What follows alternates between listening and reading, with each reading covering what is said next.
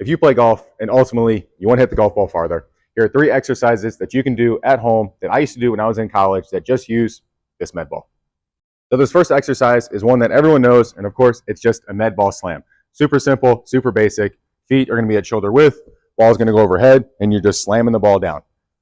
You can do these for as many reps as you want and do it in a time circuit, because we used to do that, or we would do it in sets if we put it inside of a circuit. So you could pair it with the other 2 exercises that you can do in this circuit, or you can just say, hey, I'm going to do med ball slams for 30 seconds, and you do it as many times as you want.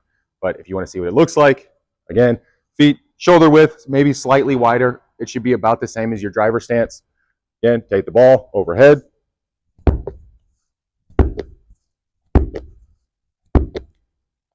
The key here and the main thing that you're wanting to work on is these muscles that are in your back are very important when it comes to the golf swing, because if you want to hit the golf ball farther, you have to learn to use the big muscles in your body, not the little ones. So for the next 2 exercises after that med ball slam, we are going to be slamming the ball into the wall. So if you don't have that in your house, you can do these at the gym, or if you just have a wall in your house that you can slam stuff into, I suggest using that, because those are going to be involved in the next 2. So for this next exercise, it is going to be a rotational slam. So again, you're going to stand in your golf stance. You're going to be feet out shoulder width. And now instead of slamming the ball down, we're going to be rotating and throwing the ball into the wall. And we should be learning to use the ground to generate that force and rotate and explode through and launch this ball out. So you're going to be wanting to push off your back foot, the same thing that you have to do in a golf swing if you want to learn to generate that speed and that power. You're going to take the ball, you're going to go back like a backswing, and now is where you have to explode through and launch the ball into the wall. You're going to go again. And so this is going to be the same as a med ball slam. You can put it inside of the circuit, or you can do it for as many reps in an actual timed manner.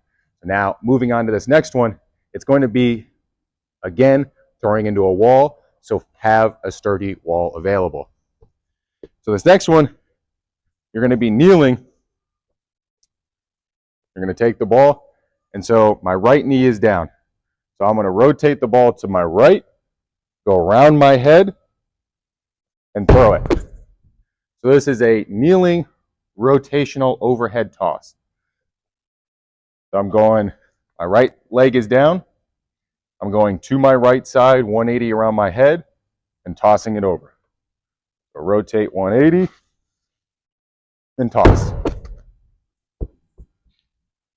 So for any of these 3 exercises, again, for those last 2, make sure that you have a sturdy wall, but you can do them individually on their own and just do sets with reps, or you can do them timed and just see how many reps you can do inside of that. But these are 3 things that I used to do when I was playing in college that definitely helped, because you're learning how to use the ground, you're learning how to use your body, you're learning how to use the big muscles. And when you start to do that and you apply time and you do this over and over again, the next thing you know, you're going to start to see that distance start to add. When you're playing golf, you're starting to see the consistency because you have better balance.